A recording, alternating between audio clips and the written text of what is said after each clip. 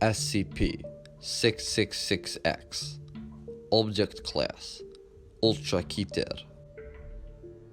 Special Containment Procedures.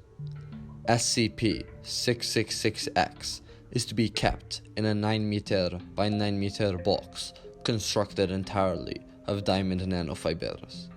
The box must be surrounded by high-energy laser emitters and motion protection. SCP-666-X must be constantly monitored by Level 9 personnel using military-grade X-ray equipment.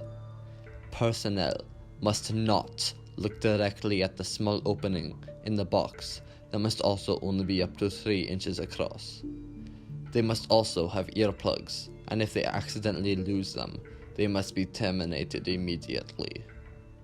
SCP-666-X must not be contained with 120 miles of an active volcano.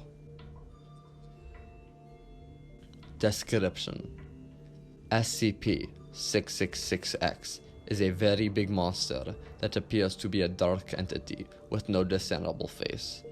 SCP-666-X is often described as very evil with a dark presence about him. He has horns with eyes even darker than his already dark body, if he even has a body. It speaks every known language, and even some that remain completely unknown. It is possible that SCP-666-X is capable of communicating with some animals. This theory is still in the process of testing, so use your own judgment. Personnel, upon entering the containment facility through the font and secret entrances, are immediately known by SCP-666-X, and it begins talking to them, but not verbally.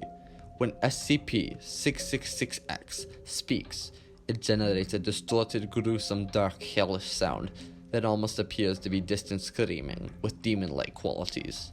However, this is only captured on sound recordings.